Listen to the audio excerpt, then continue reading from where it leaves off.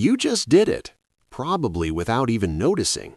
In fact, you've done it thousands of times today alone, and you'll do it thousands more before you sleep tonight.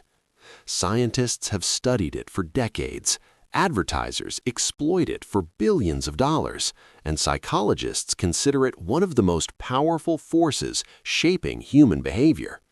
But here's what's weird. Most people have no idea it's even happening.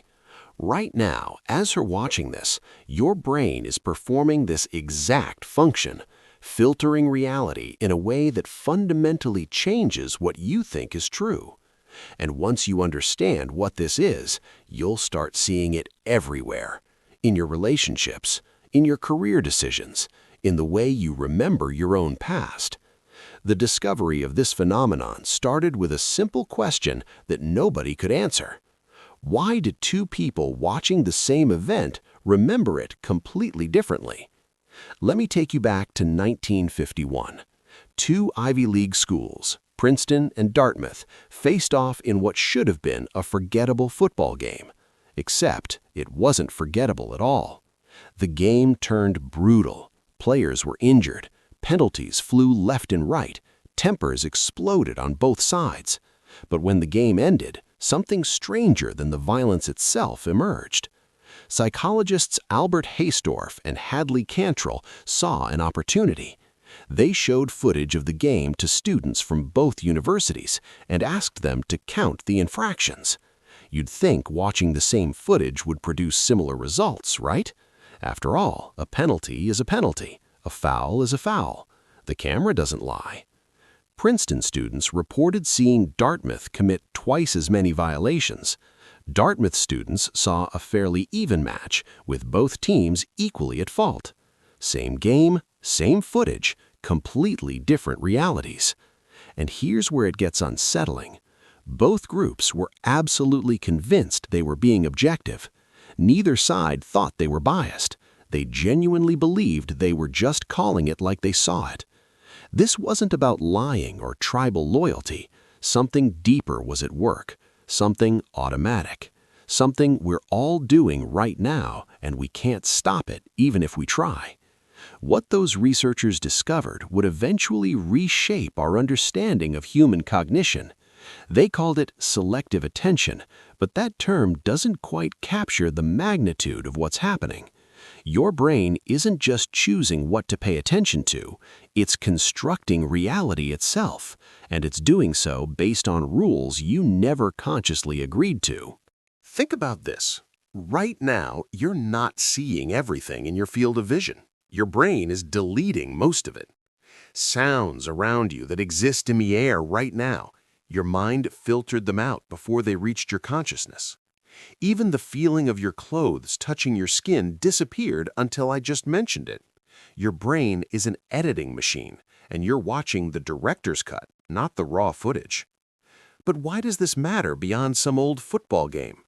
Because this mechanism, this filtering system, is making decisions about your life every single day. When you're scrolling through job postings, your brain is highlighting certain opportunities and making others invisible. When you're in an argument with someone you love, you're literally seeing different versions of the same conversation. When you're making financial decisions, forming political opinions, or choosing who to trust, this system is running in the background, curating your reality without asking permission. A team of researchers at Stanford wanted to test just how powerful this effect could be. They recruited people from across the political spectrum and showed them identical sets of data about a controversial policy. The data was genuinely ambiguous. It could support either side of the argument depending on how you interpreted it. The results were almost comical in their predictability. Conservatives looked at the data and found overwhelming evidence supporting conservative positions. Liberals examined the same numbers and found definitive proof of liberal viewpoints.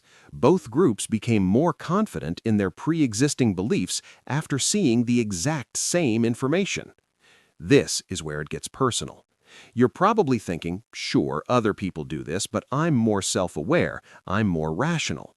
And that thought right there is the filtering system talking. The belief that we're immune to cognitive biases is itself one of the most common cognitive biases. Researchers call it the bias blind spot, and studies show that the more intelligent you are, the more susceptible you might be to it. Smart people are better at constructing elaborate justifications for what they already believe. Let me give you an example that hits closer to home. Have you ever been absolutely certain you told someone something important only to have them swear you never mentioned it? Or the reverse, where someone insists they told you something you have no memory of hearing? One of you is lying, right? Actually, probably not. Your brains filtered the same moment differently. One brain tagged it as important and moved it to long-term storage. The other brain classified it as background noise and deleted it almost immediately. Same reality, different recordings. This isn't just fascinating psychology, it has real consequences. The National Transportation Safety Board studied aviation accidents and found that pilot error wasn't usually about lack of skill, it was about selective attention. Pilots would fixate on one instrument, one problem, one piece of information, while their plane literally fell from the sky. They weren't ignoring the warning signs, their brains had filtered those signs into irrelevance. The cockpit was screaming danger, but their reality had become too narrow to hear it. Now here's the twist that changes everything. You can't turn this off, but you can learn to work with it. The filtering system exists for a reason. Your conscious mind can only process about 40 to 50 bits of information per second. Meanwhile, your senses are bombarded with approximately 11 million bits per second. Without aggressive filtering, you'd be overwhelmed into paralysis by the sheer volume of data. Your brain has to delete almost everything just to let you function. The question isn't whether you should filter. The question is whether you're filtering in ways that serve you or trap you. Daniel Kahneman, who won a Nobel Prize for his work on human judgment, spent decades studying this. He found that we can't eliminate bias, but we can create systems that compensate for it. Pilots now use checklists not because they're forgetful, but because checklists force their attention to move systematically rather than selectively. Doctors are trained to consider alternative diagnoses precisely because their first instinct is to filter information to support their initial hunch. The same principle applies to your life. When you're making an important decision, your brain wants to filter information that confirms what you already want to do. The solution isn't to fight your nature, it's to build in friction. Actively seek information that contradicts your hypothesis. Set up your environment so you're forced to consider alternatives before you commit. That argument you had last week, your partner isn't seeing a different version of events because they're manipulative or wrong. They're seeing different events because their brain highlighted different moments and filtered out different words.